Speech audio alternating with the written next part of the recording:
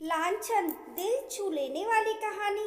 चुप करो रानी, ये क्या अनाप शनाप बके जा रही हो तुम। मोहन अपनी पत्नी पर चिल्लाया तो वह भी बेकाबू हो गई। मैं अनाप शनाप? और ये जो महारानी मेरे पति पर डोरे। मोहन रानी पर हाथ उठाने ही वाला था कि बीच में उसकी सुधा भाभी आ गई। मोहन, ये क्या बचपना है। रानी तो ना समझ है, पर तुम तो। वाह जेठानी जी, पहले आग लगाया और अब उस पर पानी डालने का नाटक। पैर पटकती हुई रानी अपने कमरे में चली गई।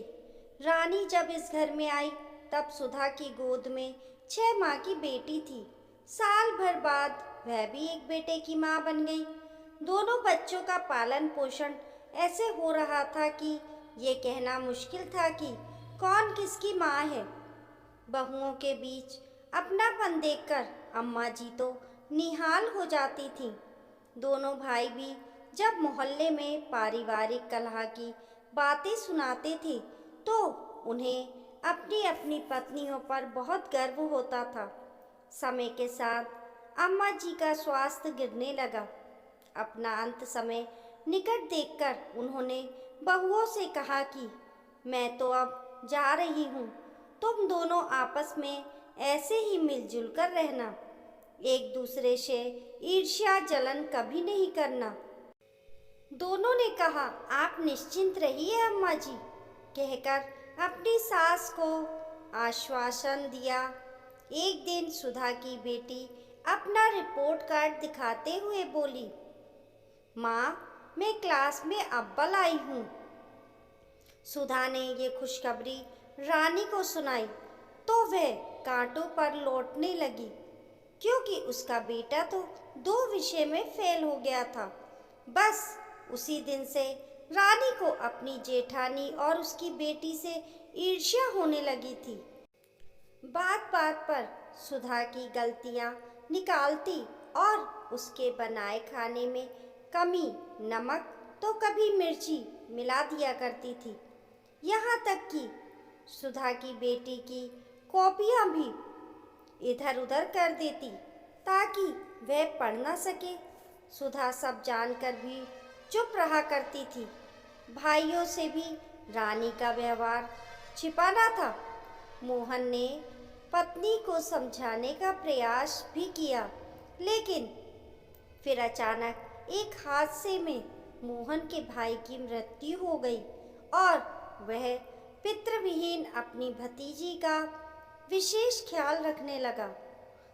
यह देखकर तो रानी और भी जल भुन जाती थी।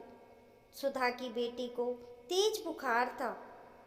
मोहन शाम को आया तो अपने कमरे में ना जाकर भतीजी को देखने भाभी के कमरे में चला गया और इसी बात पर रानी ने बखेड़ा खड़ा कर दिया।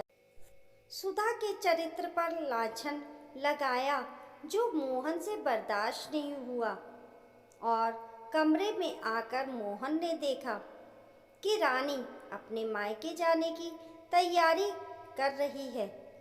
वह शांतिपूर्वक रानी से बोला, जाना चाहती हो तो मैं रोकूंगा नहीं, लेकिन रानी, जिसने हम पर एहसान किया हो उसके लिए कांटों पर लौटना तो ठीक नहीं है। एहसान?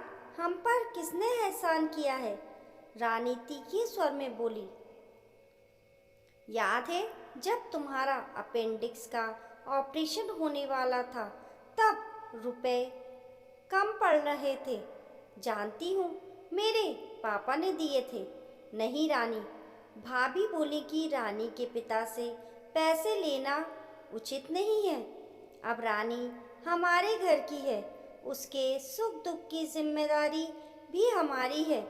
तब उन्होंने अपने कंगन गिरवी रख दिए और अपनी सौगंध दे दी कि रानी को मत बताना।